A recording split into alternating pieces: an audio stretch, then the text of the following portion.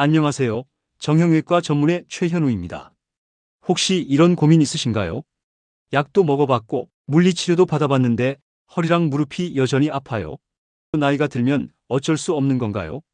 매일 아침 일어날 때마다 몸이 뻣뻣하고 조금만 움직여도 여기저기 아파요. 진통제를 먹으면 잠깐 나아지지만 또다시 아프고 이런 생활이 계속될까봐 두려워요. 포기하지 마세요. 20년간 수천 명의 관절 환자들을 치료하면서 제가 발견한 놀라운 사실이 있어요. 간단한 셀프 마사지만으로도 관절 통증을 크게 줄일 수 있다는 거예요. 오늘은 제가 임상에서 직접 확인한 놀라운 결과를 가져온 3가지 마사지 포인트를 완전 공개합니다. 진료실에서 정말 많이 듣는 말들이에요. 선생님, 나이가 들면 어쩔 수 없죠. 이제 평생 약 먹고 살아야 하나요? 수술밖에 방법이 없을까요? 그럴 때마다 저는 이렇게 말씀드려요.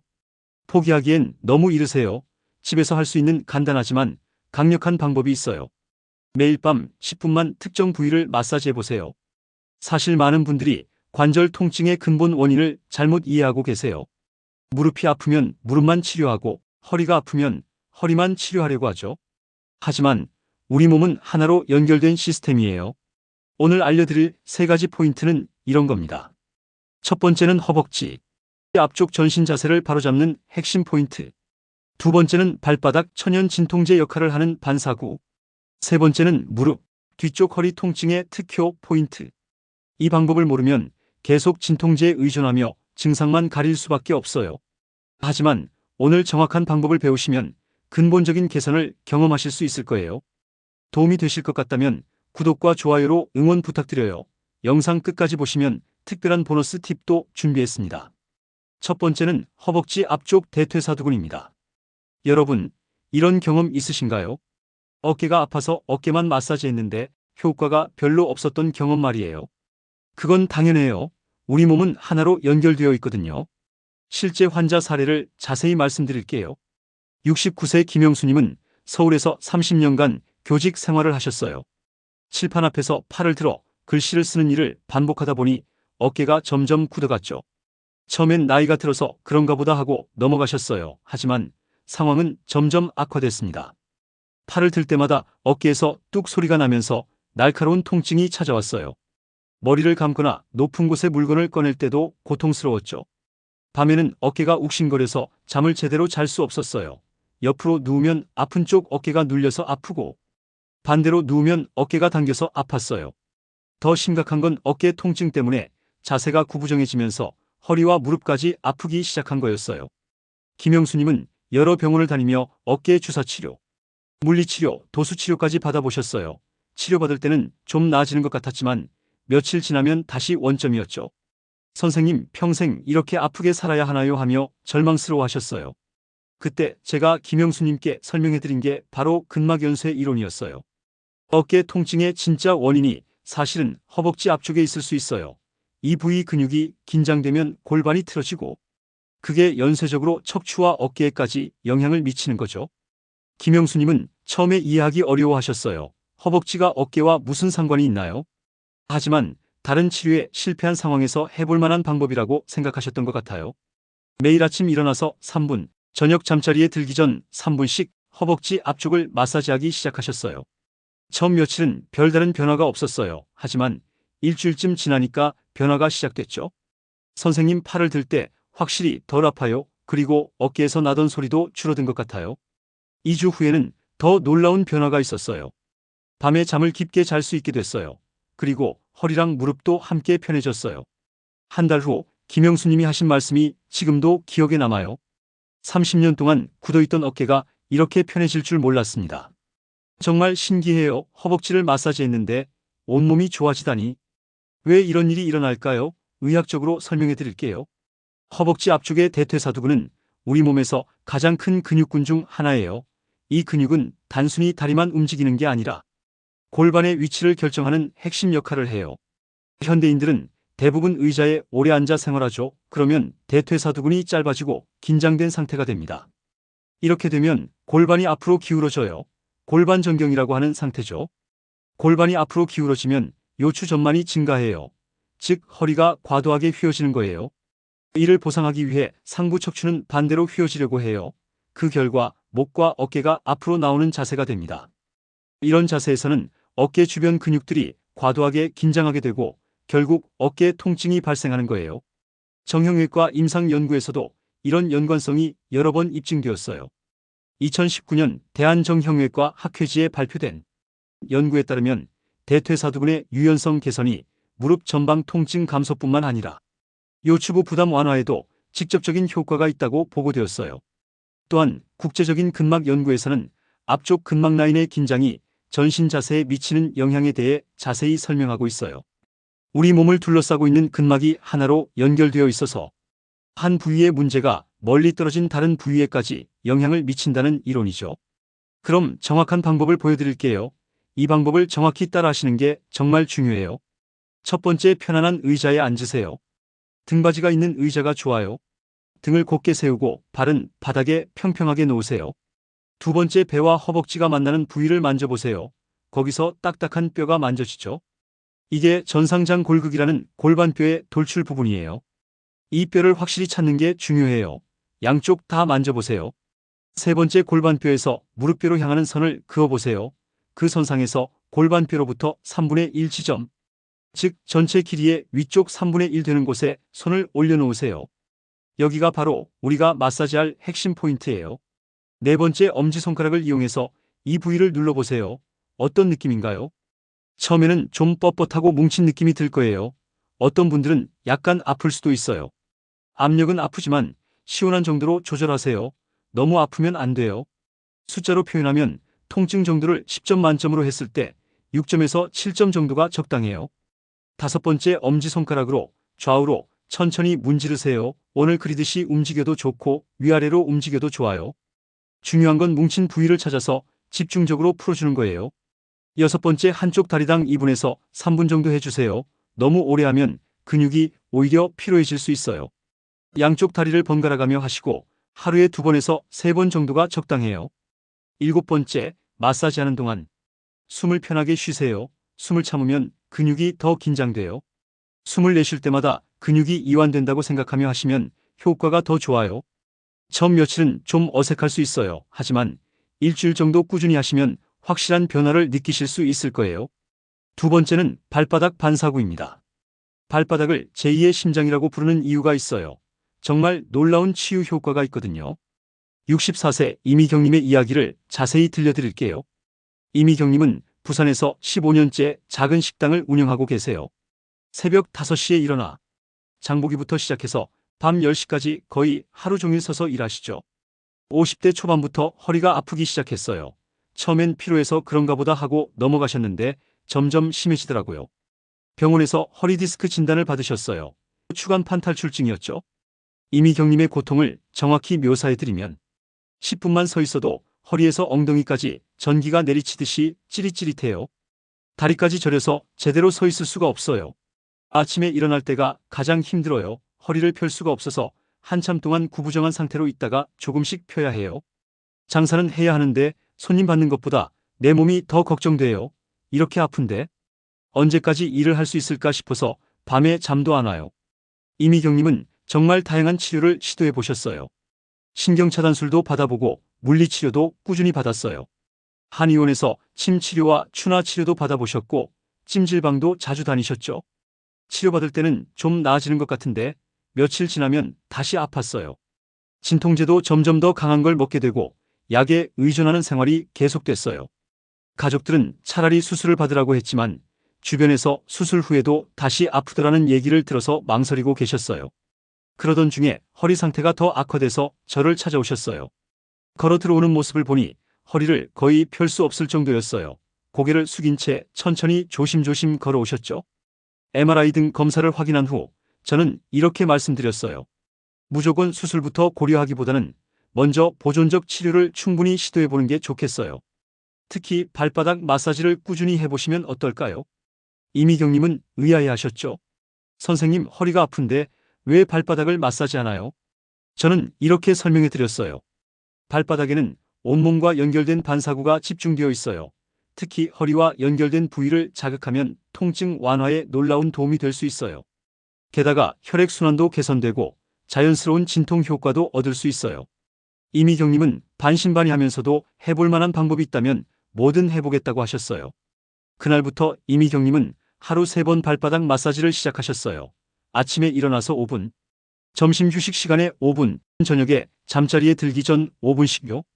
특히 발바닥 가운데 움푹 들어간 부분과 뒤꿈치 근처를 집중적으로 마사지하셨어요.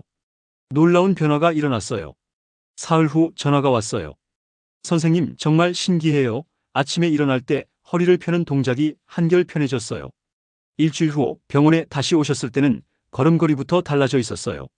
지팡이를 거의 안 쓰게 됐어요. 그리고 하루 종일 서서 일해도 예전만큼 아프지 않아요. 한 달 후에는 더욱 놀라운 변화가 있었어요.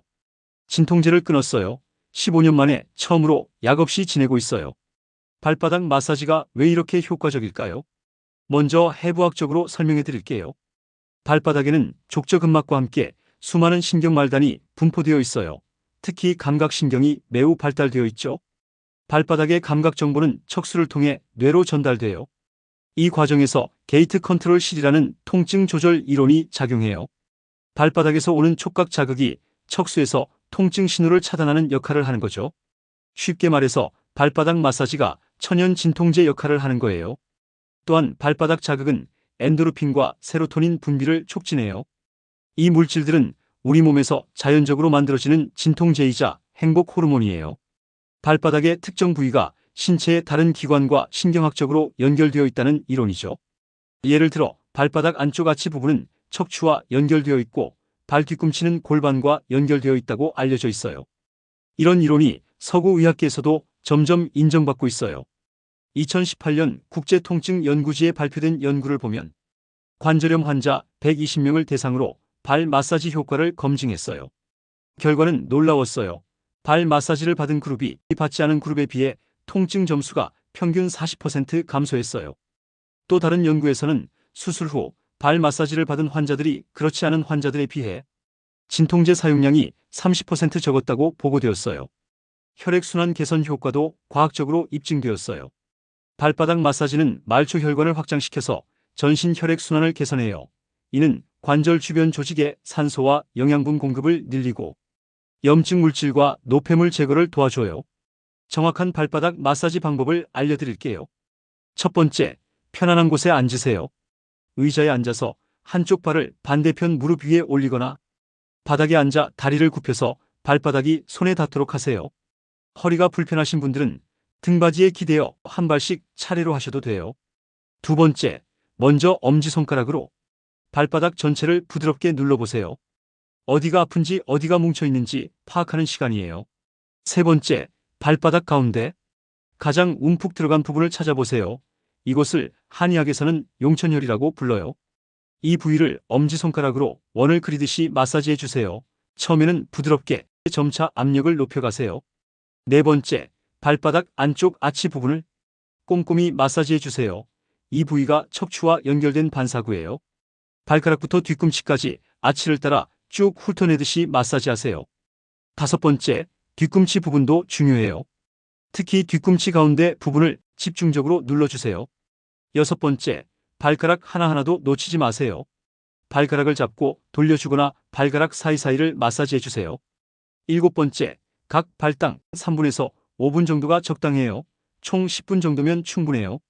직접 하기 힘드신 분들은 마사지볼이나 골프공을 바닥에 놓고 발로 굴리셔도 좋아요. 뽁뽁이를 밟는 것도 좋은 자극이 돼요. 발 마사지기를 활용하는 것도 방법이에요. 중요한 건 매일 꾸준히 하는 거예요. 하루 이틀 하고 그만두면 효과를 보기 어려워요. 세 번째는 무릎 뒷면 위중혈입니다. 이 부위는 한의학에서 요통의 특효혈이라고 불려요. 정말 놀라운 효과가 있어요. 71세 박종철님의 이야기를 자세히 들려드릴게요. 박종철님은 경기도 안산에서 평생 건설 현장에서 일하셨어요. 40년 넘게 무거운 것을 들고 쪼그려 앉고 구부정한 자세로 일하시다 보니 무릎과 허리에 많은 무리가 갔죠. 40대부터 무릎이 붓고 아프기 시작했어요. 처음엔 파스 붙이고 진통제 먹으면 견딜만 했어요. 하지만 60대에 들어서면서 상황이 급격히 악화됐어요. 아침에 일어날 때 무릎이 뻣뻣해서 한참 동안 못 움직여요. 계단 내려갈 때는 무릎에서 뚝뚝 소리가 나면서 아파요.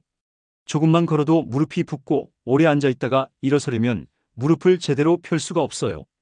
70세를 넘기면서는 일상생활이 거의 불가능해졌어요. 집 근처 슈퍼마켓 가는 것도 힘들고 계단 오르내리는 건 꿈도 못 꿀 상황이었죠.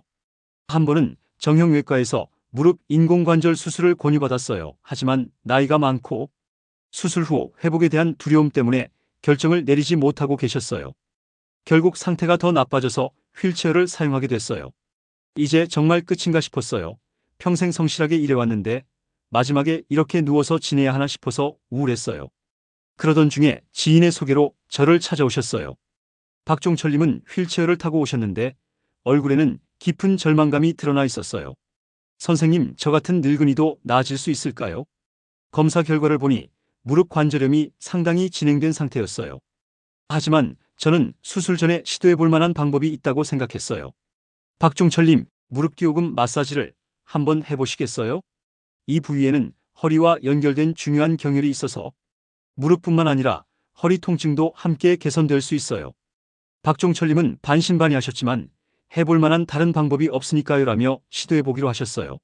처음에는 큰 기대 없이 매일 잠자리에 들기 전 무릎 뒤쪽 오목한 부분을 3분 정도 꾹꾹 눌러주셨어요. 그런데 특이한 변화가 일어났어요. 무릎 통증보다 허리 통증이 먼저 줄어드는 걸 느끼신 거예요. 평생 허리를 굽히고 이래서 허리 통증도 심했는데 무릎 뒤를 누르기 시작한 지 일주일쯤 지나니 아침에 일어날 때 허리를 펴는 게 한결 편해졌어요. 2주 차부터는 무릎 통증도 눈에 띄게 줄어들기 시작했어요. 휠체어에서 일어나서 몇 걸음 걸을 수 있게 됐어요. 무릎에서 나던 소리도 많이 줄어들었고요. 3주째가 되자 정말 극적인 변화가 일어났어요. 40년 넘게 달고 살았던 만성 허리 통증이 거의 사라졌어요. 무릎이 아파서 왔는데 오히려 평생 고생했던 허리가 먼저 좋아져서 깜짝 놀랐어요. 한 달 후 병원에 다시 오셨을 때는 지팡이를 짚고 걸어서 들어오셨어요. 선생님, 정말 기적 같아요. 휠체어는 이제 창고에 넣어뒀어요. 검사 결과도 놀라웠어요. 무릎 관절 주변 염증 수치가 크게 낮아져 있었고 척추 주변 근육의 긴장도도 현저히 감소해 있었어요. 지금 박종철님은 휠체어는 물론이고 지팡이도 거의 사용하지 않으세요. 주 3회 동네 한 바퀴씩 산책하실 정도로 회복되셨어요. 평생 끊지 못했던 허리와 무릎 약을 모두 끊게 됐어요. 얼마 전에는 동네 친구들까지 데리고 와서 감사 인사를 하러 오셨어요. 무릎 뒤쪽 위중혈이 왜 이렇게 효과적일까요? 먼저 한의학적 관점에서 설명해 드릴게요. 무릎 뒤쪽의 위중혈은 방광경의 중요한 경혈이에요. 한의학에서는 요배 위중구라는 말이 있어요. 허리와 등의 문제는 위중혈에서 해답을 구하라는 뜻이죠. 현대의학적으로는 어떻게 설명할 수 있을까요? 해부학적으로 무릎 뒤쪽에는 슬화동맥, 슬화정맥, 그리고 좌골신경이 지나가요. 이 부위를 자극하면 하지후면 전체 혈액순환이 개선돼요. 근막연쇄 이론으로 보면 더 명확해져요. 우리 몸의 후면에는 슈퍼피셜 백라인이라는 근막 라인이 있어요. 이 라인은 발바닥에서 시작해서 종아리 뒤쪽 허벅지, 뒤쪽 척추 기립근을 거쳐 후두부까지 연결되어 있어요. 무릎 뒤쪽 위중혈을 자극하면 이 전체 라인의 긴장이 풀어져요. 특히 척추 기립근의 이완 효과가 뛰어나죠. 정확한 위중혈 마사지 방법을 알려드릴게요. 첫 번째, 의자에 앉아 다리를 약간 구부리세요. 그러면 무릎 뒤쪽에 자연스럽게 주름이 생기죠. 그 주름의 정중앙 무릎 뒤쪽에서 가장 움푹 들어간 곳이 바로 위중혈이에요. 두 번째, 양손으로 무릎을 감싸듯이 잡으세요. 그러면 엄지손가락이 자연스럽게 위중혈에 닿게 돼요. 세 번째, 엄지손가락으로 2초에서 3초간 적당한 압력으로 눌러주세요. 하나, 둘, 셋 하고 세는 정도의 시간이에요. 압력은 너무 강하지 않게 혈액이 순환되는 느낌이 들 정도로 조절하세요. 네 번째, 5회에서 7회 정도 규칙적으로 누르고 떼기를 반복하세요. 급하게 떼지 말고 서서히 압력을 줄이면서 떼는 게 중요해요. 다섯 번째, 좌우 무릎을 번갈아가며 같은 방법으로 실시하세요. 특히 아픈 쪽을 조금 더 집중적으로 해주세요. 지금까지 세 가지 핵심 포인트를 알려드렸는데 안전하고 효과적으로 하기 위한 주의사항들을 말씀드릴게요. 첫 번째, 아프지만 시원한 정도가 적당해요. 통증을 10점 만점으로 했을 때 6점에서 7점 정도가 적절해요. 너무 아프면 근육이 오히려 더 긴장할 수 있어요. 두 번째, 점진적으로 압력을 높여가세요. 처음부터 강하게 하지 말고 며칠에 걸쳐서 조금씩 압력을 늘려가는 게 안전해요. 세 번째, 규칙적으로 하세요. 하루에 몰아서 오래 하는 것보다 매일 짧게라도 꾸준히 하는 게 훨씬 효과적이에요.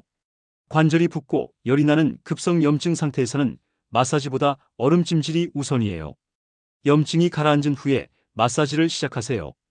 6개월 이내에 관절 수술을 받으셨다면 반드시 담당 의사와 상의 후 실시하세요. 뼈가 약한 분들은 압력을 더욱 부드럽게 조절하세요. 특히 척추나 대퇴골 골절 병력이 있으신 분들은 주의하세요. 말초신경병증으로 감각이 둔한 분들은 너무 강하게 마사지하다가 상처가 날 수 있어요. 더욱 조심스럽게 하세요.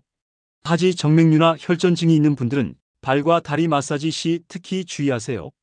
따뜻한 수건으로 마사지할 부위를 2분에서 3분간 따뜻하게 해주면 근육이 이완되어 효과가 더 좋아져요. 마사지하는 동안 깊고 규칙적인 호흡을 유지하세요. 숨을 내쉴 때마다 근육이 더 이완된다고 생각하세요. 마사지 후에는 따뜻한 물 한 잔을 마시세요. 노폐물 배출에 도움이 돼요. 마사지 전후에 가벼운 스트레칭을 해주면 효과가 배가 돼요. 조용하고 편안한 환경에서 하면 스트레스도 함께 해소돼요. 지난 20년간 수천 명의 환자분들을 치료하면서 확신하게 된 것이 있어요. 나이는 숫자일 뿐이에요. 포기하지 않고 꾸준히 자신을 돌보는 분들이 결국 건강을 되찾으시더라고요. 오늘 알려드린 3가지 포인트를 다시 정리하면 허벅지 앞쪽은 전신 자세 교정의 핵심, 발바닥은 천연 진통제 역할의 반사구, 무릎 뒤쪽은 허리 통증 완화의 특효 포인트. 하루 총 10분만 투자하세요. 아침에 3분, 저녁에 7분이면 충분해요. 처음 일주일은 변화가 미미할 수 있어요. 하지만 2주에서 3주 후에는 분명한 개선을 느끼실 수 있을 거예요. 가장 중요한 건 꾸준함입니다. 작은 습관의 변화가 큰 건강의 변화를 만들어낸다는 걸 꼭 기억해 주세요.